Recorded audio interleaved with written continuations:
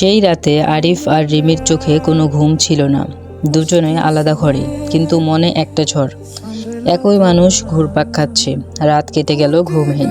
পরদিন ভোরে আরিফ রিমিকে বাইকের পেছনে বসিয়ে তার বাড়ির দিকে রওনা দিল। রাস্তায় আস্তে আস্তে বলল, কাল রাতে যে কথা জিজ্ঞাসা করছিলাম, এখনো তো উত্তর দাওনি তুমি।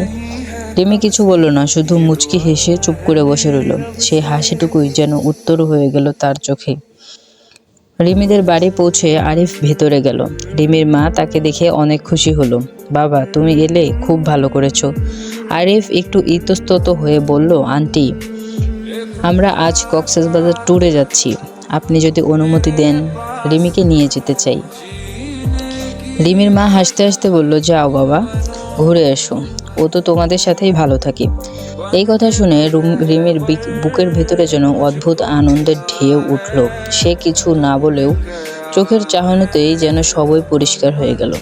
রাত 8টার পর সবাই মিলে বাসে উঠল।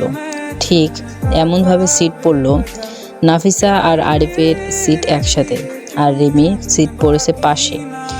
তারা দুজনে চোখাচোখি, মনে হচ্ছে কি যেন নাই। সবকিছু বুঝে নাফিসা হেসে বলল, ভাইয়া, আমি পিছনে বসি, তুমি আর রিমি সামনে বসো। এই কথাটা শোনার সাথে সাথে দুজনের মুখে অপ্রকাশ্য হাসি ফুটে উঠল। পাশে বসার পরেও কেউ কাউকে কিছু বলছে না, শুধু নীরবতাই কাজ করছে। রিমি ধীরে বলল, আমার কেমন জানি লাগছে। এই কথা শুনে আরিফ উদ্ভট হয়ে বলল, কি হয়েছে তোমার? মাথা ঘুরছে? অসুস্থ লাগছে? বলো। এই উদ্বেগ দেখে রিমির মন আরো নরম হয়ে গেল। আরিফ তার হাত ধরে ফেলতেই রিমির শরীর কেঁপে উঠল, যেন 100 ভোল্টের কারেন্ট তার গায়ে লেগে গেছে। তবুও সে হাত সরালো না, বড় আরো নিশ্চিত হতে লাগলো। আরিফ আস্তে তার চুলগুলো কানের দিকে গুজে দিল।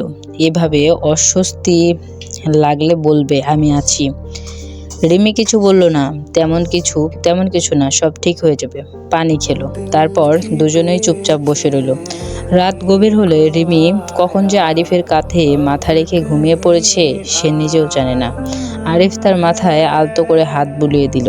সেই নির্ভরতা, সেই বিশ্বাস, সেই ঘুমন্ত মুখ তাকে আটকে রাখলো নিঃশব্দে। হঠাৎই রিমির ঘুম ভেঙে গেল। সে টের পেল মাথায় কেউ হাত রেখেছে। আরিফ তাড়াতাড়ি বলল, আমি কিছু করিনি, তুমি নিজে থেকেই এখানে ঘুমিয়ে পড়েছিলে। রিমি হালকা হেসে মাথা নিচু করে বসলো। দুজনের হৃদয় তখন অদ্ভুত এক তোলপাড়। না বললেও সব যেন বলা হয়ে যাচ্ছে। বাস রাতভর ছুটে চলেছে। বাইরে অন্ধকার, ভেতরে নরম আলো।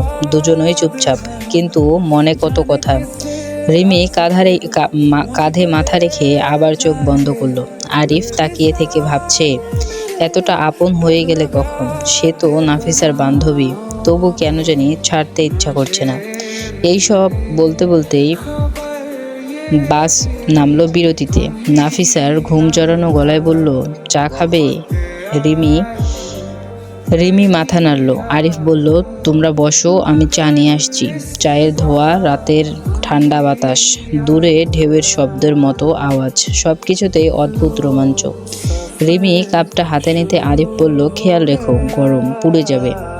এত ছোট কথা, তবু রিমির বুকের ভেতর কেমন যেন নরম হয়ে গেল। ওরা আবার বাসে উঠল। আবার রিমি আলতো করে বলল, আরিফ, যদি আমি হঠাৎ হারিয়ে যাই, আমাকে খুঁজবে? আরিফ থমকে গেল। কিছুক্ষণ চুপ করে থেকে ধীরে বলল, তুমি হারালে আমিও থাকবো না, কারণ আমার অনেক কিছুই তোমার সাথে বাধা পড়েছে। রিমি আর কিছু বলল না, শুধু জানালার বাইরে তাকিয়ে রইল। চোখে জল চিকচিক করছে, কিন্তু তাও লুকিয়ে রাখলো। রাত আবার গভীর হলো। আরিফের চোখের ঘুম যেন একেবারেই উড়ে গেছে। রিমি আবার ঘুমিয়ে গেল। বাস নিস্তব্ধ। হঠাৎ হালকা গলায় রিমি কেঁপে উঠল।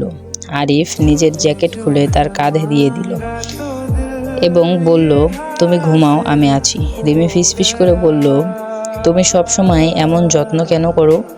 আরিফ মাথা নিচু করল। যাদের জন্য মন অস্থির থাকে তাদের কথা না ভেবে পারা যায় না। এই কথাটা শুনে রিমির ভেতরে কেঁপে উঠল। সে কিছুই বলল না, শুধু হাতটা এগিয়ে আরিফের হাতে রাখল, ধীর, শক্ত। কেউ ভালোবাসি বলাটার সাহস পাচ্ছে না। বাস এসে থামল।